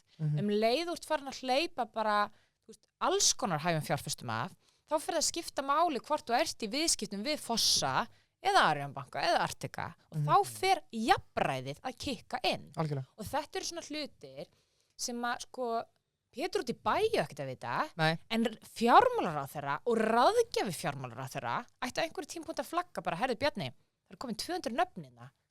Getur verið að við séum með bara alls konar aðaleitna, getur verið að þarna sé hvernig við völdum sem söluráðgjafar fann að hafa áhrif á aðgengi og mögulega er það jafnræði brotið. Og það hljómar kannski í svona umræðum á, þú veist, kaffistofun eitthvað svona eins og, er það ekki mikið vesen? Nei, það er ekki vesen. Þú ert að selja ríkiseign, skilurðu, það gilda lög, þú ert með tugráðgjafa, þú átt bara að vera með eitthvað í vinnu við bara þetta, skilurðu. Og þetta er það sem maður upplifir stundum líka bara svona kannski umræðinu hérna heima er að, það eru bara eitthvað verklag sem á að fylgja og þú átt ekki að setja þá kröfu í svona stórum viðskiptum. Þetta er einn stærsta einkavæðing sem við átt til staðinni í seinni tíð. Að þessar verklagsreglur sé til staðar. En mér langar að segja varandi, þú veist, þessa útboðsfréttarnir í Fréttablaðinu. Ég þekki ekki alveg þetta með erlenda söluráðgjafa, en til dæmis eins og með þessar 5 aðilar sem voru valdir. Að þeir voru valdir án útboðs í þetta skipti. Það sem að gerðist var í fyrsta hlutanum, í fyrra, þegar almenna útboðið var, þá var útboð og og þá var eitthvað 20 pluss söluráðgjafi sem sótt og þá voru valdir eitthvað 8 eitthvað svoleiðis, þetta svona cirka bát og síðan ákveða þeir núna bara að velja úr þessum 8 söluráðgjafa hópi eitthvað 5 nöfn og vilja meina að þeir hafi ekki þurft að bjóða það út vegna þess að fjármála þjónusta sé undanskilin lögum opinber innkaup. Ok, þannig að ef það væri einhver fjármála þjónusta, það var í lagi, en lögin sölu á fjármálafyrirtæki eigu ríkisins tala gagnsæi, hagkvæmni, jafnræði og þau ættu að trompa það að þú getur svona sleftis út opinberum innkaupum. Þú veist, og þegar það farið að skipta svona miklu máli, þessir 5 aðilar, þú veist, komið alla að sagði, veit ég hvað með, þú veist, þetta er svona lög af þáttum, að bara þegar laukurinn afhýttur, þá sérðu að það eru svo margir hlutar sem að misfórust á tjekklistanum og þetta er ekkert einhver svona æsingsumræða. Þetta eru bara svona staðrendir sem eru byrjar að koma fram núna og bara fullt af fólki, óhæm pólitík, ef það átt að sjá. Algjörlega. Svo náttúrulega, ef við tölum bankamálinn, var þetta pólitíkina og var þetta oft loðið og flókið og jafnvel leiðilegt oft. Við viljum aðeins Já, það ekki. Þú veist alveg hvað er að koma. Við viljum aðeins ræða mál sem reyndist bara erfitt sínum tíma, var þetta kaupréttina á Kviku. Þú nýtir þá kauprétti í Kviku en það voru ekki engar uppæðir gefnar upp var þetta hagnað sem var síðan einhvers staðar norðan við 100 milljónir. Var þetta pólitískt útspil hjá öðrum stjórnmálaflokkum að koma með þetta borðinu svona rétt fyrir kosningar? Byrju bara því. Já, sko, fyrsta leið var þetta reyndar ekki norðan við 100 milljónir, en sko ég er alltaf búin að gefa þetta allt upp. Ég fór í langt viðtal eftir kosningar þar sem að fólk getur basically bara eiginlega vita hver á bankabókinu minna eftir þetta viðtal, sko. Þannig að, þú veist, ég hef ekkert að fela varðandi það. Þetta kom mér á óvörum, já, og ég get alveg viðurkennt það og ég hef alveg talað það þó ég hef ekkert farið í mörg viðtal eftir þetta. Þetta kom mér á óvart, þetta birtist. Þetta var eitthvað sem að hafði ekkert að gera í rauninni með mína pólitík og hafði bara að gera við, þú veist, fjárfestingamöguleika sem ég átti áður en ég fór á þing. En auðvitað, þú veist, það er ekki að spyrja með þessa spurninga, ég meina, auðvitað var þetta gert bara þess að koma að höggja á mig og þetta er svona klassist líka svona eitthvað, Kristrún í flokki sem vinstra megin við miðju og allir sem eru þar hata fjármálamarkaðinn Ég var að fara að spyrja þessa spurningu. Og hata græðgi og hér kemur einn manneskja sem hefur einhvern tíma verið á góðum launum og grætt einhvern pening og þá ætlum við að auglýsa það og skammast við fyrir þetta. Og þú veist, hvað getur maður sagt? Ég menna bara, segja það sem ég vil segja og ég menna, þú veist, koma út með það. Mér fannst þetta óþægilegt fyrst, ég skal alveg viðurkenna það, en ég líka fann mig í þeirri stöðu og ég hef alveg verið opið með það að ég kom rosalega hratt inn í pólitík. Ég fekk mjög mikla athygli mjög hratt. Ég held að sé ekki margir sem eru, þú veist, svona first timerar í framboði sem að eru komnir á þann stað að það þarf einhvern veginn að höggva það niður í kosningabaráttu. Nei, það eru ákveðið hróstið þín, sko. Men það er það, sko. Já. Það er hinlegins að horfa það og og það er auðvitað bara reynsla, skilju. Þú verður svona teflon húðaðari með tímanum og þú veist, ég skammast mér ekkert til þess að viðurkenna það, bara þú veist, mér bara brá, skilju. Þetta var líka þannig eins og ég, þú veist, talaði hann í þessu Silvu viðtali að þú veist, þegar það byrja að tala þetta þá er augljóst að þetta er byggt á innri upplýsingum. Það er bara einhver að leka þessum upplýsingum, þetta voru ekki opinberar upplýsingar. Nei. Og ég bara, þú veist, fyrir mér var þetta bara eitthvað, ég var að vinna í þessum banka, þú veist, þetta er bara minn fyrirhundi vinnustaður, þetta er að koma einhver staðar innan frá, þetta var líka bara svona persónlegt fyrir mig. Svo bara, þú veist, þú lendir í þessu einu sinni, rífur upp á reimunum og bara whatever, sko. En kom ekki seinna í ljós að þú fjárfestir bara einfallega þínum sparnaði í bréfi Kviku, eða var þetta allt kaupréttur? Nei, þetta var ekki, sko, fólk er náttúrulega kannski ekki alltaf að gera greinamun á fjármálaafurðum, en ég menn þetta voru áskriftarréttindi. Já. Ég borgaði fyrir þetta á sínum tíma. Og setti bara minn prívat pening í þetta. En auðvitað þannig að af því að þetta þú kaupir þinn í áskriftarréttindi, en það er náttúrulega bara gírun í þessu, sem bara eins og er í kaupréttum. Og sem að, þú veist, þetta er bara mjög mikill áhættugjörningur. Þú annarkvort tapar öllu eða getur grætt. Algjörlega. Og ég auðvitað bara stend frammi fyrir því, sko, að því ég kem inn í fyrirtæki 2017, í lok árs 2017, þá bara 80 manns að vinna þarna, fyrirtæki ekki eins og koma á First North, sko. Já. Þegar ég hætti, það er búið að fara á First North, það er búið að skrá sig á, í kaupillina, stóru kaupillina, og búið að samanast TM, og það er 300 manns að vinna þarna, skilju. Og í millitíðinni erum við búin að ganga gegn COVID, þessar vaxtahækkanir sem ég sjálf var bara eitthvað súper ósatt við, búin að pumpa upp allt, þannig að þetta er bara allt annað veruleiki. Algjörlega. Fannst þér þetta, svona, ef við horfum núna í baksýnisspegilinn, þetta var bara einhver ótrúlega leðjuslagur, finnst þér þetta, heldur að Samfó hefði verið með að herri próstitutölu ef þetta hefði ekki komið upp? Ég veit ekki, ég fekk nú einhvern tímann þessa spurningu, sko, ef að ég hafði það mikil áhrif á fylgið, að það var að fara niður út af mér, þá fara það líka upp út af mér, skilji, og þá segi ég bara, þá verður fólk að taka nettótöluna, sko. En maðurinn sem er eiginlega, maður sem er eiginlega samanlega einu öllu, Brynjar Níelsson, hann var einn daginn, og hann sagði, sko, Íslendingar hata ekkert meira en fólk sem gengur vel, og þú veist, þá hugsa maður kannski einhver sem var þvílíkur stuðningsmaður þinn bara, hugsa bara, já, hún að græða svona mikið pening, hún er bara útrása vikingur, skilur, þú veist, það er fullt af fólk sem hata fólk sem var pening, sko. Já, ég meina í fyrsta lagi á pening og ekki pening, sko, ég meina, þráttur að ég hef verið að vinna í fjármálageranum, get ég alveg sagt það og ég hugsa ég hef sagt það eitthvað strandstaðar að þetta er kannski til að eina sem að ég hef einhvern tíma grætt á, sko. Já. Þetta eru verulegar upphæðir og ég ger ekkert lítið úr því. En þetta er ekkert heldur bara því ég er einhver snillingur, skilur. Þetta er bara eins og kapitalismin virkar við það, að þú ert bara, í þessu tilviki þá var ég bara heppin, skilur. Þú veist, ég setti pening á eitthvað, bara tók mikla áhættu fyrir ákveðina upphæð og það bara var rosalega mikil ávöxtun af því. Og ég skil alveg, ég skil að því ég er ekki fyrst að fólki finnist það ósangja. Það er ósangja, skilur. Ég hafði ekki svona mikið fyrir þessu. Þú veist, það eru takmörk fyrir því, hvað þú getur sagt bara, ég bara náttúrulega, þú veist, ég lagði bara svona mikið á mig. Það er ekki þannig. Og ég skil alveg að fólk hafi hort á þetta, sérstaklega í aðdraganda kosninga því að ég var ekkert mikið að tjá mig þetta, af því að ég hugsaði bara eitthvað, þú veist, ég ætla ekki að vera eitthvað, akkur að ég vera eitthvað ég er ekki eins og komin á þing og fólk veit bara eitthvað að fá að sjá hvað ég er með í banka, á bankareikni, þú veist, við líka að vita hvað maður minn er með í launa, þú veist, hvað erum við að tala um? Það er bara rosalegt exposure. Fín, sko. En punkturinn minn er þessi, þú veist, ég var svona, þú veist, ekki komin á þann stað að vera tilbúin að bara einhvern veginn opna á allt lífið mitt.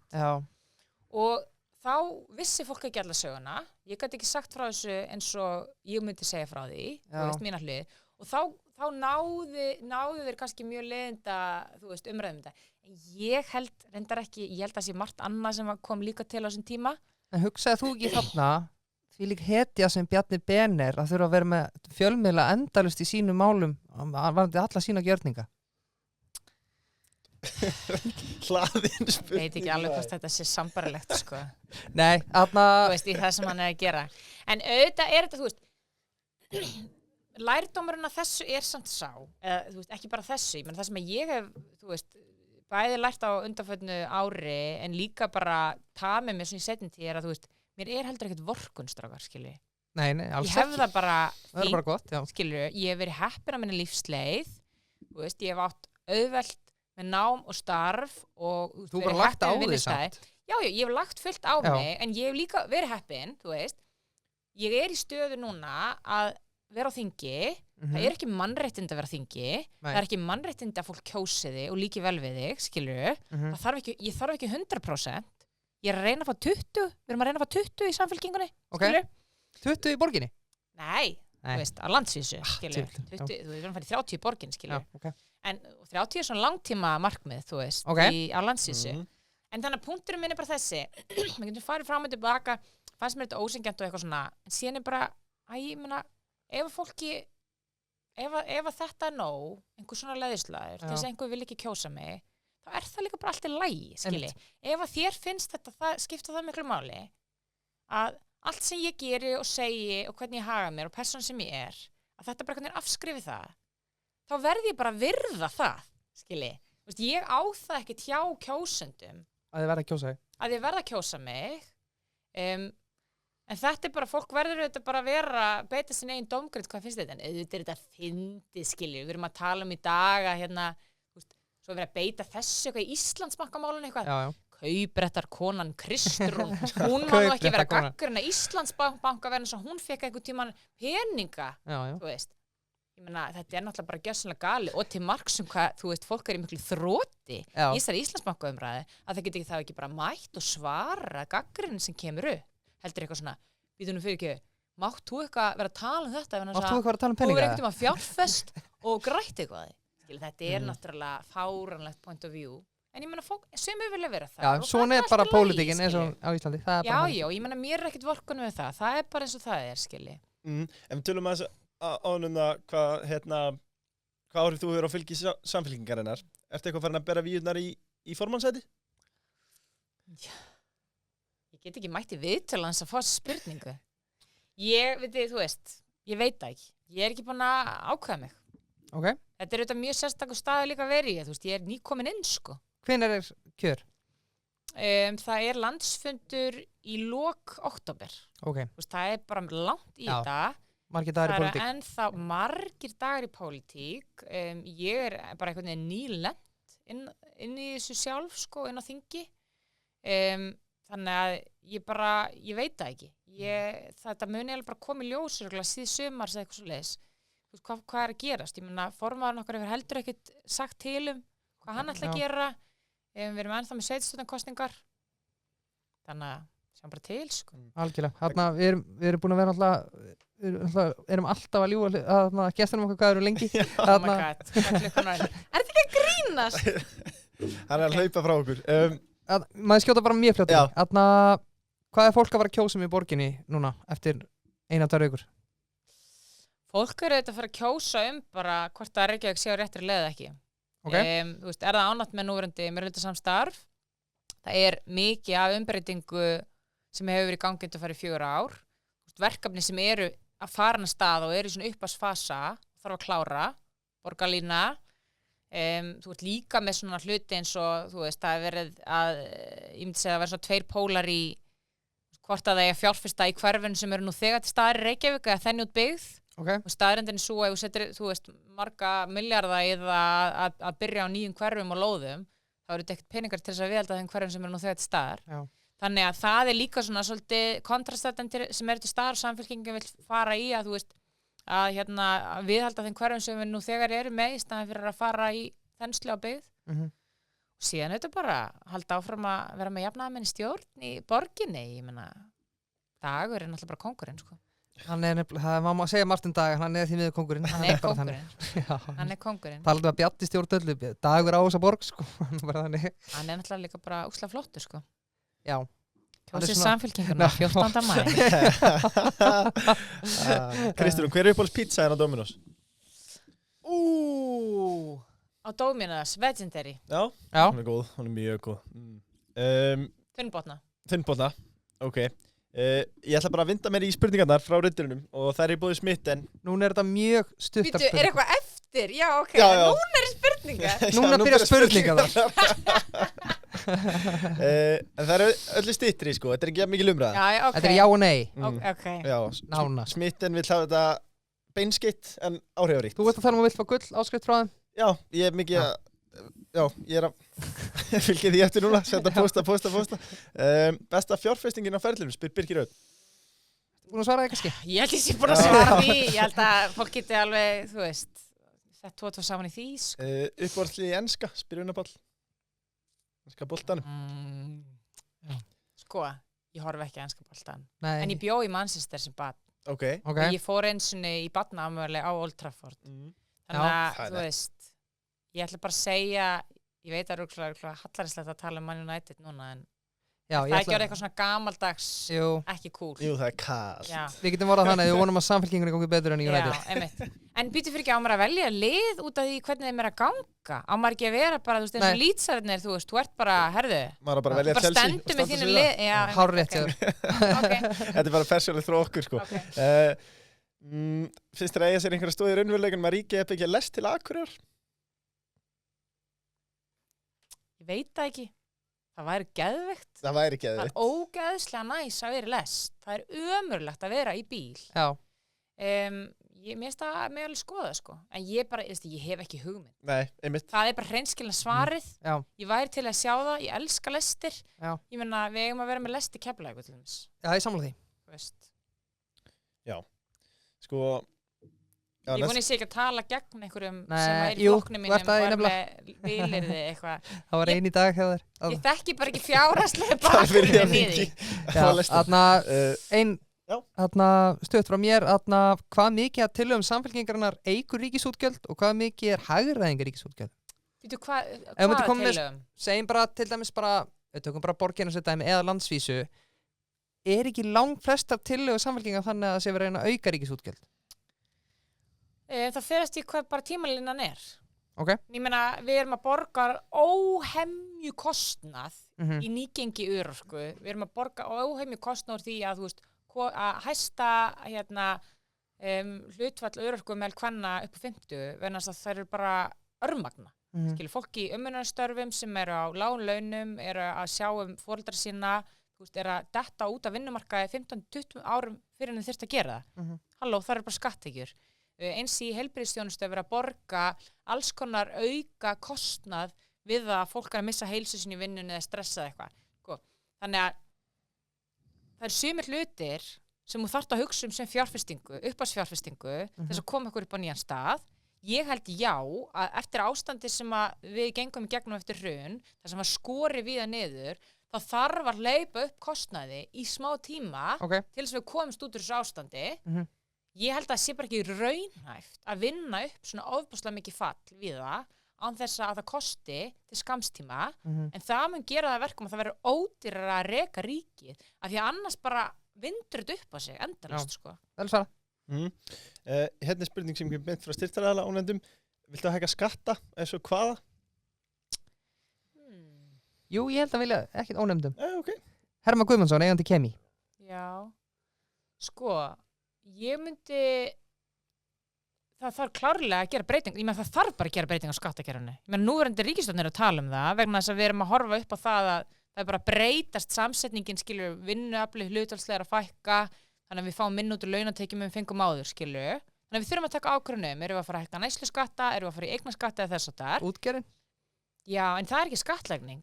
Nei, ok, en þú veist það mætti alveg Já, auka ég meina, bara klárt, Já. ertu ekki að grínast, Já. en það er ekki skattlegning, það er bara notkunargjald fyrir auðlutinu okkar. Já, það er þetta rétt. Og það er Em, einmitt miskilíku sem á sig áttstað, sko. Já, ég meina það er renta, þannig að það klárlega má auka Sækja meiri peningar. sækja meiri peningi veigjald, en það þarf alveg að skoða, þú veist, skatta á eignir og fjármagn til lengri tíma Mhm. og það þarf ekkert að vera eitthvað þannig að það verði fjármagnsflótti frá Íslandi. En er ekki hátekjuskattur í Íslandi núna? Meina, ef þú ert með 5 milljónar á mánuði, ertu ekki að borga 50% skatt eða eitthvað? Það er samt lægri skattar heilt yfir en á Norðurlöndunum. Það er bara þannig.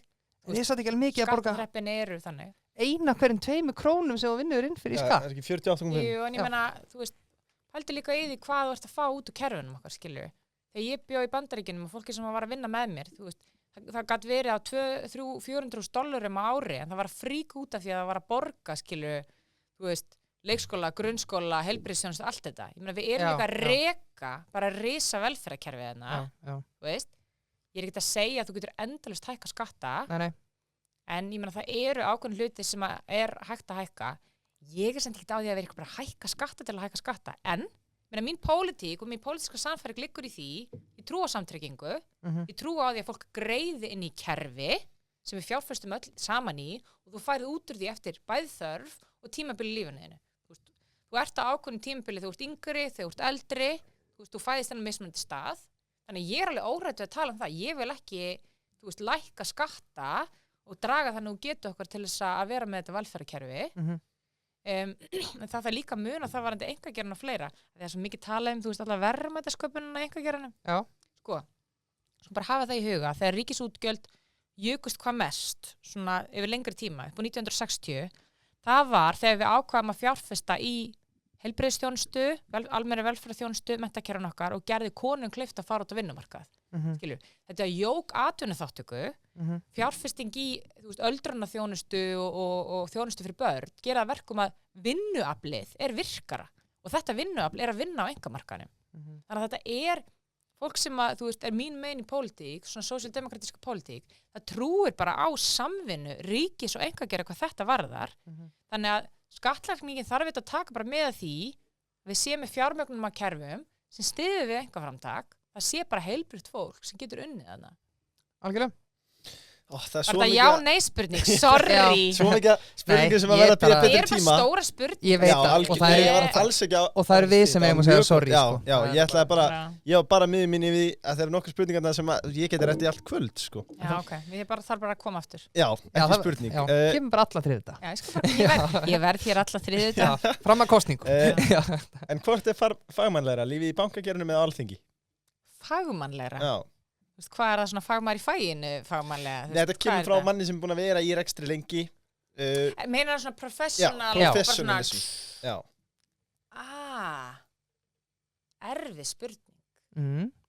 Þú veist, af því að bankagerðin á Íslandi og bankagerðin í Bandaríkjunum eða þú veist, í Bretlandi er ekki það sama. Nei. Þú veist,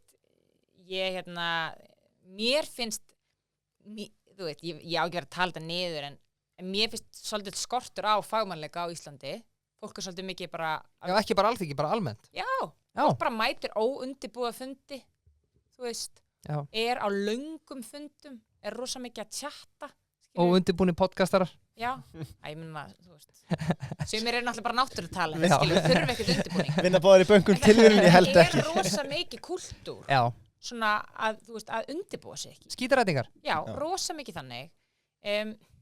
Alþingi er bara rosalega skrítin vinnustæður. Þú náttúrulega stýrir þér mjög mikið sjálfur. Ég myndi segja að þú getur verið með ákveðinn fagmannleika á alþingi umfram kannski það sem var í bankakerfinu að þú stýrir þér rosalega mikið sjálfur. Þannig að þú getur verið bara eins professional aðna og þú vilt vera. Þetta er bara þannig, þú fer bara inn og þú ákveðir bara hvað ætla ég að gera og standa fyrir og fókusa á.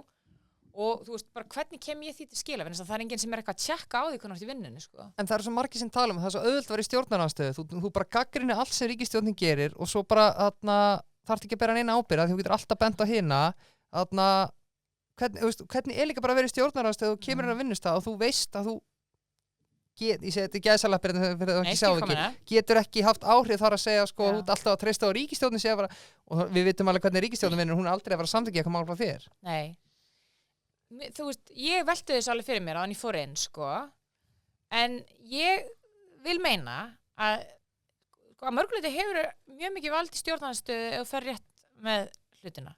Ef þú ert óbreyttur stjórnarlegu, þú setur ekki ríkisstjórn, þá hefur líka rosalega, þú hefur kannski eitthvað valdi að þeir leipa kannski einhverju þingsályktana til í gegn, en þú ert líka rosalega bundin á því bara að þú ert bara stjórnarlegi og þú þarft bara einhvern veginn að koma upp af því að þú veist þessi ráðherra sagði þér að tala þetta í dag. Já. Þú hefur miklu minna frelsi sem stjórnarliði en ef þú ert í stjórnarnarstöðu varðandi svoleiðis hluti, myndi ég segja.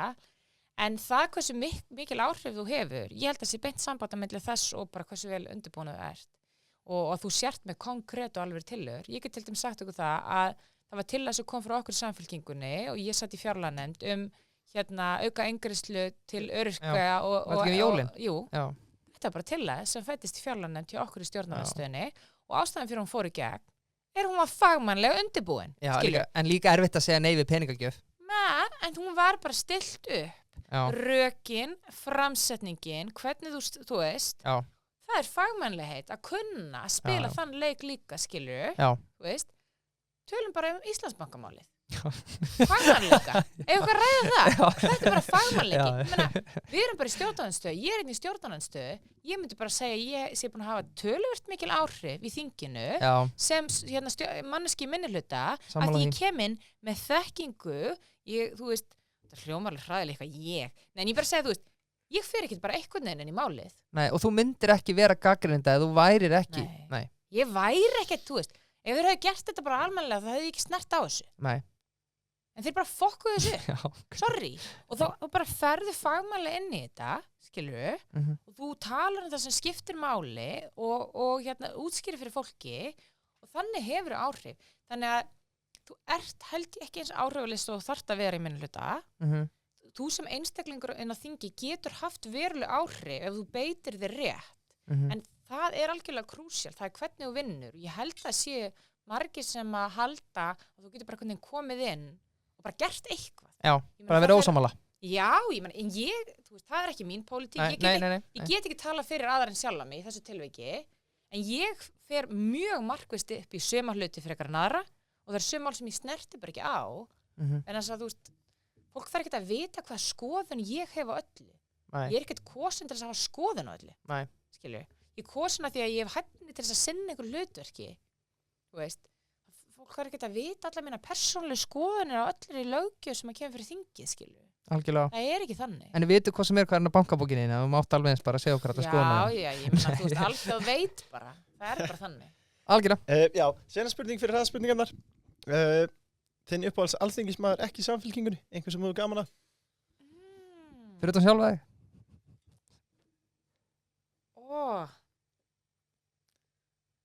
Þið munum þurfa að klippa þetta því ég verði eiginlega að hugsa þetta. Ég er alveg með, Fyrst þessi kom við hugan. Bjarni Ben. Þetta er erfið spurning. þetta er erfið spurning. Já. Já, Af ok. því að þú veist, ég er með það er svo margar hliðar á fólki. Ég veit eiginlega ekki, ég er að passa mér svo hvað ég segi. Það er erfitt að velja bara eitt. En var hann nú ekki þarna svolítið ómálefnarlegur einhvern tíma við þig? Er ekki uppáhalds alþingismaðurinn? Ég hef reyndar stundu svolítið gaman að, ég get sagt þér eins og það sem er skemmtilegt í þinginu og fólk sér ekki, er að fólk getur verið alveg hræðilega ósammála, Já, en bara góði félagar, skilur, persónulega. ok.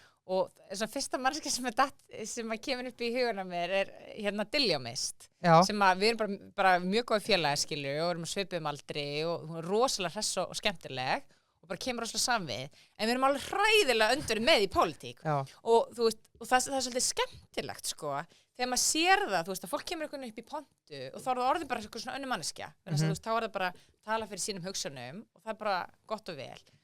Og það getur oft verið svolítið, sko, auðveldara að vera með fólki sem þú ert ósammála í, þú veist, á mjög svona hreinum línum, skilur. Verna þess að það er auðveldara þegar það er ekki of mikil skörun í hlutu.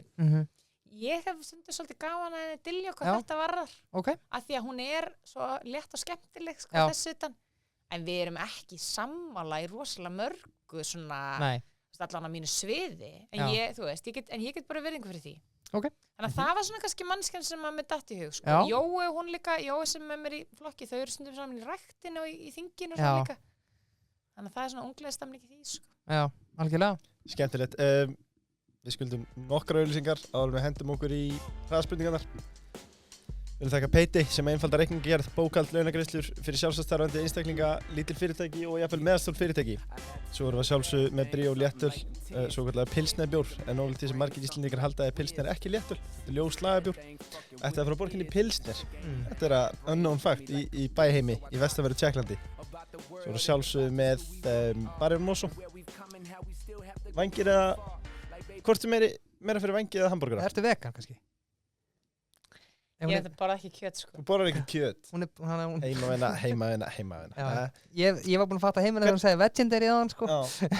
Hvernig finnst þér hérna svona blómkálsvængir? Hefur smakað það? Já, ég var að gera svona heima hjá mér í gær. Ok. Já, Það er gott, sko. Já. þetta var góð reytingi þarna, Leifur. Já. Og lúp, minni púðar, sama bræð. En þá vindum okkur bara hraðaspurningarnar. Þetta sérst síðastir hluti Já. þess að Já, vitals. en svo eru alltaf spurningarnar. Hraða. Hvað var hitt? Nei, ég er að grínast. Heitir alltaf spurning. Og fyrsta ræðaspurningin er Samfylkingin, Píratar og Viðreisn sami flokkurinn? Nei. Reykjavíkurflugvöllur já eða nei?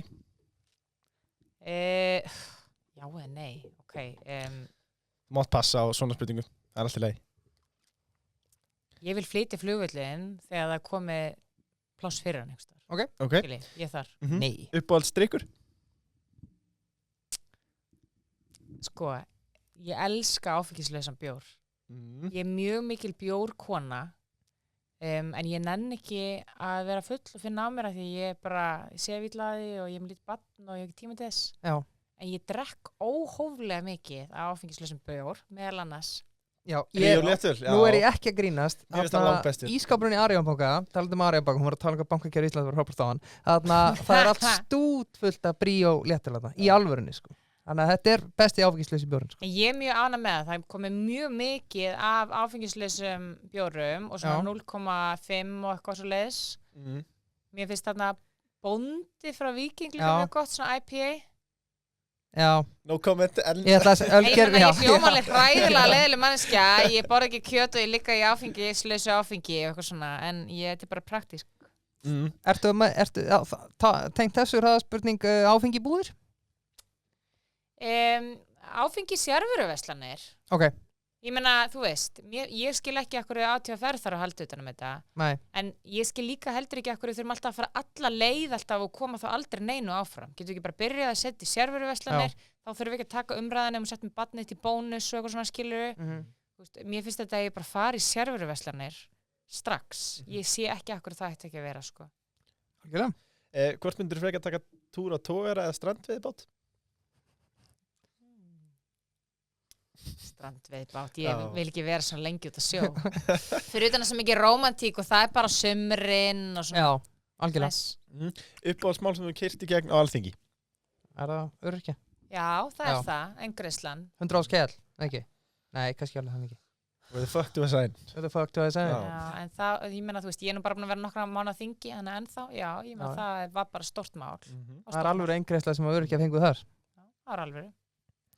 Hvað skemmtilegast við pólitíkina? Hvað skemmtilegast það? Það skemmtilegasta við það bara, þú veist, hvað ég segja, ég að vinna við eitthvað sem ég hef áhuga á, sko. Þú veist, maður bara að vinna við samfélagsmál. Það bara mjög, mjög skemmtilegt. Já. Þannig að svona content-wise það skemmtilegt. Skemmtilegt. Dagur B. Logi Einars? Þetta ljótt. Ég ætla að segja fyrir að koma sveitarstjórnarkosningar. Þá ætla ég að segja Dagur. Og Dagur King. Hvað sem böggaði við Loga? Nei. Ég elska kallinn. Böggar mig ekki til Loga. Seinustu eru aðeins léttari. Við ætlum að keyra upp tempóið. Og næsta spurning aldrei eftir syngja, aldrei eftir tefla. Ég skil ekki. Aldrei eftir syngja eða aldrei eftir spila skák? Já. Aldrei eftir tefla. Elska að syngja. Ég veit ég í röngu þætti, en ég sko karaoke queen. Okay. Elska karaoke. Okay, hvað lag tekur þú? Karaoke? Ég myndi taka, sko, ég tek stundum Torn með Natalie Imbruglia, munið eftir þessu lagi. Örglega er ég heyra það. Já, þetta geggjalag, en svo náttúrulega tek ég mjög oft I Will Survive með Gloria Gaynor. Okay. Það bara karaoke lagi. Settu það fóninu og hún syngur það núna. Nei, ég gæti gert það. Ok. Það var geðvitt. Kaffi eða síkó? Kaffi. Ég vegan, ég drekk allavega en ég reyki þetta aldrei mikið. Reyki einn pakka á dag. Salem. Uppáhalds hljómsveit? Uppáhalds hljómsveit. Má ég segja bara tónlistamann eða eitthvað? Já. Ég elska Taylor Swift. Ok. Uppáhalds listamaður? Þá ekki tónlistamaður? Listamaður. Bara einhver listamaður. Já. Páll Haukur Björnsson. Já, hann mjög skemmtilegur. Skemmtilegasta minning utan pólitíkur. Þetta seinasta hraðaspurning. Þetta ekki seinasta spurninga? Nei, þetta næst seinasta spurning. Vá, skemmtilegasta minning utan pólitíkur, bara í lífinu mínu Já. eða? Það er ógeðslega erfitt, sko. Já, og hraðaspurning. Samt ekkert erfitt, skilur. Klassíst er að barnið fættist. Já. Þú veist, þegar dóttir mér fættist, það er bara svo frekar auðvelt. Klassískt. Líka, já. Þetta er pólitískt, en þú veist, auðvitað er það. Þá er bara komið að lokum hjá okkur og viljum þakka öllum sem að hlustuðu.